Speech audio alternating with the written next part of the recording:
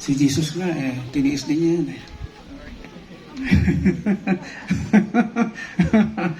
Di ba? Si Jesus Christ siya. Even more than that. Okay. Kay and Charles, totoo ako makita kayo personal now, today, on your big day. Naka-attend ba kayo sa aming pre-K na seminar? Naka-attend kayo? Okay, that's good.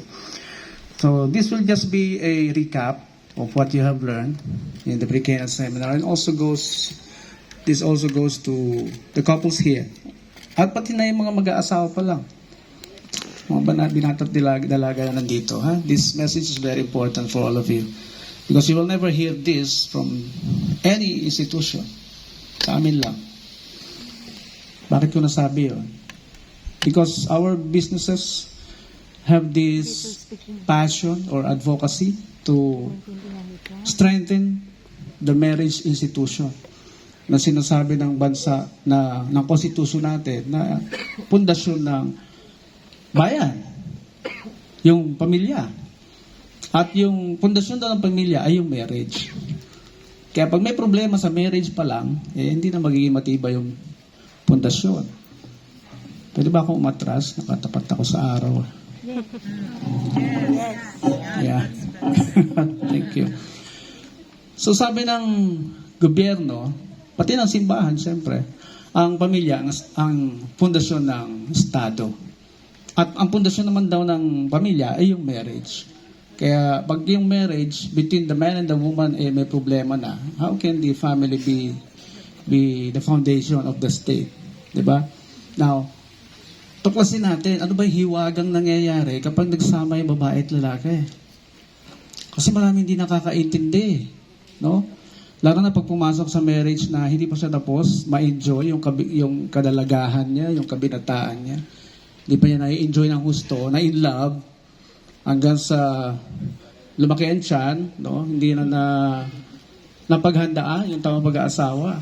Alam niyo ba ang cause ng ating problema ay laging due to our ignorance? Yun lang ang cause ng ating problema. Kaya pag pumasok ka sa marriage institution, na hindi ka ready, hindi ka pa tapos. Ano ba yung dapat tapusin? Yung pagmamahal sa sarili. Kasi yun yung tatlong proseso na sinabi ng Diyos, no? In my studies of the words of God, every time He speaks, laging may proseso pala yun na pinagdadaanan. Hindi yung sunod-sunod na akala nyo pare-pareho yung meaning. No, hindi. It has a process. For example, tinanong siya, which is the greatest commandment? Tinanong siya ng isang matatalinong tao na nabubuhay ng panahon na yon, which are called Pharisees and Sadducees. They are lawyers, no? Which are the greatest commandment? Kasi we are following 666 something law. Sinagot niya ng dalawang answer because the question requires two answers. What is the first one? Love the Lord thy God with all thy heart, with all thy mind, with all thy soul. Second, love thy neighbor as thyself. So, pag pinag-aralan mo yun, it talks about the process. You know God first, then makikilala mo ang sarili mo. Makikilala mo yung kakayahan mo. Iba yung binibigay na confidence sa tao kapag naniniwala siya sa kakayahan niya, di ba? Iba yung binibigay na paniniwala or believe sa sarili. Marami nag-asawa na hindi believe sa sarili, kaya nagsasuffer ang marriage. Saan ba siya dapat bumilib? Sa kakayahan niya na ibinigay ng Diyos sa kanya. Yung mga pwede niyang magawa or kaya niyang gawin na siya magbibigay ng biyaya sa kanilang mag-asawa. Pangalawang proseso, love thyself. The second step, love thyself. When you learn how to believe in yourself, when you know yourself, nakita mo yung purpose mo sa mundo, magdidisiplina ka sa sarili mo. You will never waste your time. Alam mo kung saan pupunta ang buhay mo because alam mo kung sino lang ikakausapin mo. Alam mo kung ano lang yung mga books na babasahin mo. You are now disciplined when you learn to know yourself. When you learn to love yourself. Diba sabi nga nung kanta, learning to love yourself is the greatest love of all. Kaya when you discover yourself, your true value, doon ka pwedeng magmahal ng iba. Doon ka lang pwedeng magmahal ng neighbor. And that neighbor can be your spouse. That neighbor can be anyone na makasalubong mo, makahalubilo mo sa iyong work, sa school, whatever. That is your neighbor. You are ready to give yourself because you know your value. Kaya nga kahit iwanan ka, kahit i-break ka ng boyfriend mo o girlfriend mo, matibay ka eh. Kasi you know your value. Mas valuable ka kaysa sa kanya. Hindi niya nakita yung value mo. Nagets nyo? Kaya, when you are in that stage already, pwede mo nang i-offer sarili mo. Pwede mo nang mahalin yung ibang tao. Because yun yung third process. Kaya I'm sure, kaya nandito si Charles and Kay sa harapan natin, kilala na nila sarili nila. Natutunan na nila mahalin ang sarili nila. At alam nila kung saan sila pupunta. No? Charles, Kay? Kasi yun yung hinahanap ng marriage. Na pag nagsama na kayo, first 5 years, hahanapin yan ng marriage. Sino maghahanap? Yung nature, yung natural creation. Hindi ito nasagot ng science or ng philosophy. Only the Bible can explain it. So the first 5 years, kailangan nyo maging isa. Isang katawan. Ano yung isang katawan? Isa lang ang iniisip, isa lang ang mithiin, isa lang ang desisyon, isa lang ang nais sa buhay. Hindi kayo pwede mag-iba ng nais sa buhay. Bakit? Magkikreate ito ng division sa inyong dalawa. Division sa inyong dalawa. Because 2 goals or 2 visions in the house means D-I. And it means division. Paano mangyayari yun, Father? O kung may magkaiba kayong goals, kakausapin mo lahat ng taong tutulong sa'yo to reach that goals. Hindi ka na magkakaroon ng time kausapin ang asawa mo. Lalo na si Kay, kung meron siya sariling goal, kakausapin din niya lahat ng tao makakatulong sa goal niya. Sana kayong time sa isa't isa. Hindi kayo interesado sa goal ninyo kasi magkaiba eh.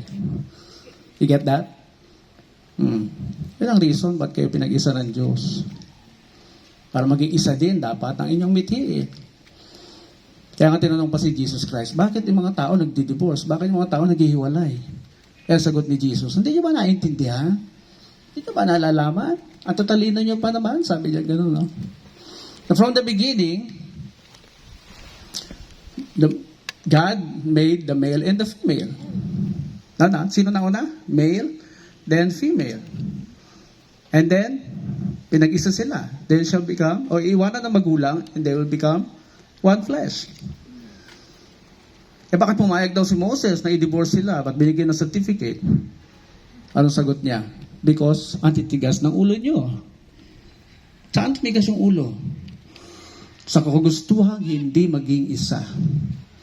Nagdi-desisyon mag-isa ang asawa mo. Siya din, may desisyon din siyang sarili niya. Sinusurprise nyo na lang ang bawat isa sa inyong mga desisyon. Hindi po tama yun. Subukan nyong gawin yan sa inyong asawa. I-surprise nyo. Uy, honey, bumili pala ako ng bahay, ha? Para sa atin naman yun, eh. Para sa family natin yun. O, tingnan natin kung matutuwa asawa mo. Kahit na napakabuti ng intensyon mo, kahit na napakaganda ng motibo mo, it is like a betrayal. Ano? Bumili ka ng bahay at lupa, ikaw lang nakakaalam? O, nasaan ako sa marriage na to? Tapos inulit mo. Naging habitual na kasi nahihiya ka na magpaalam. Naging habitual na. So, yung isa sa inyo, later on, marinig mo na lang kumakanta. Bakit ngayon ka lang dumating sa buhay ko? Kakantahan ka ng ganun. Hindi para sa'yo. Oo. Next week, nakikita marinig mo ulit, kumakanta ibang kanta naman. Kung malaya lang ako, kung malaya lang ako. Ganyan po ang nagiging epekto sa tao kapag binibetray ng asawa. feeling niya parang hindi na sila mag-asawa, para magkumpanyo na lang sila sa bahay. Kaya kung stressful ang relationship ninyo, simple lang ang dahilan. Kasi ayaw niyo maging isa. Di ba? Hindi mo kinukonsulta sa asawa mo yung nais mo, yung mga gusto mo. Kasi ang tingin mo sa asawa mo, weak.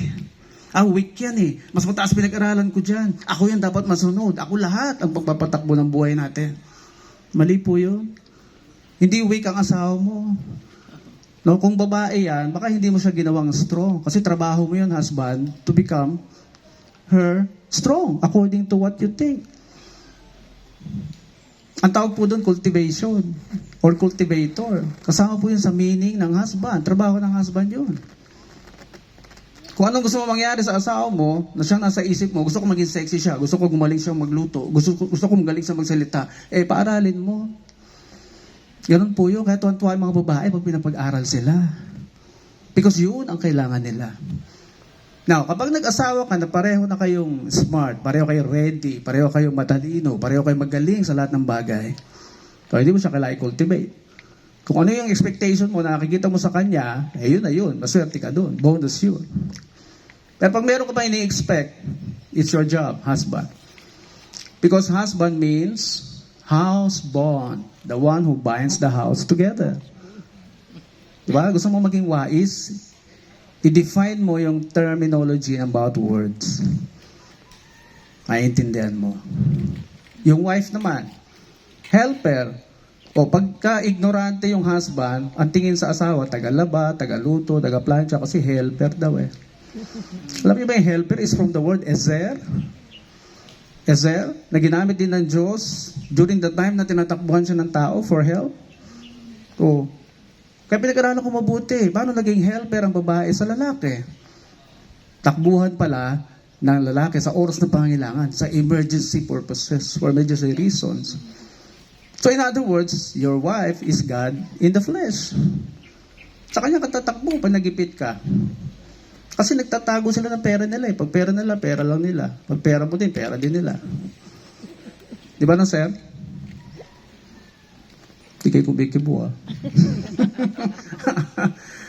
They have this nature na ang kinin yung kanila lang, tapos yung sa inyo din, kanila din. Diba? Alam niyo saan galing yan? Biblical din yun. Galing sa Genesis. Hinugot yung babae sa tadyang. Tayo yung unang nanganak. And she is our baby. Every woman is a man's baby, according to Dr. Miles Monroe. Every woman is a man's baby. Kaya tingnan mo, ang lagi nilang nais, mapamper, huwag paiyakin, huwag gutumin, laging bigyan ng pera. Yun ang gusto nila. Di ba no, ma'am? They are like babies. Ano ba ang treatment natin sa babies? Hindi pwedeng magutom, hindi pwedeng umiyak, hindi pwedeng mainitan. O kaya nga kayo nandyan eh. O kaya dito mga lalaki sa mainit eh. Diba? Ayaw nila kayong mainitan, kaya pinagpalit kayo. Dito kayo dapat eh. Every woman is a man's baby.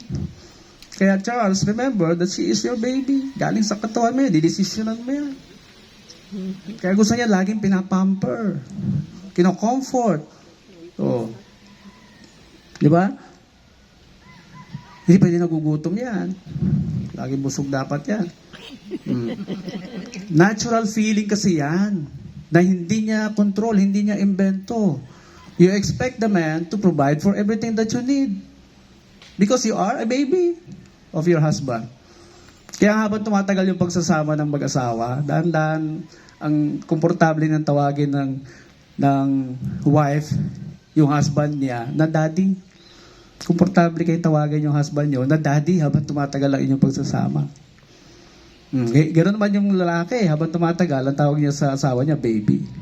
Hi, babe. No? It's running in our genes.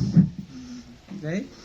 Finally, marriage is a gem.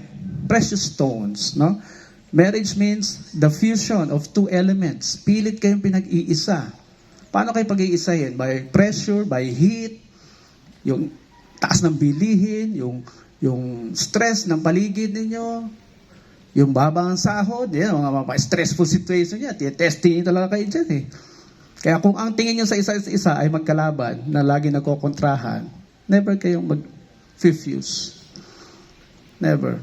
Laging stressful ang pagsasama nyo. Alam niyo yung posisyon dapat na mag-asawa? Hindi face-to-face, back-to-back. Kasi yung likod lang natin, yung walang proteksyon. Kaya pag nagdikit dalawa kayo dapat back-to-back, kita nyo lahat ng kalaban nyo pag umikot kayo. Magkakampi kayo. Di ba? Hindi kayo magkalaban. Lagi kayong lumalaban sa sitwasyon. Fighting together. Hindi fighting each other. So, isa precious gem na kailangan kayong pag-isahin. Dadaanan ninyo lahat ng challenges, dadaanan ninyo lahat ng presyo ng buhay. And the more na hinaharap nyo yan together, the more na madaling maging isang katawan.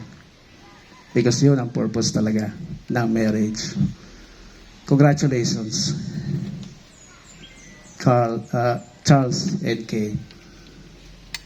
I leave with you, the name of Jesus Christ. Amen.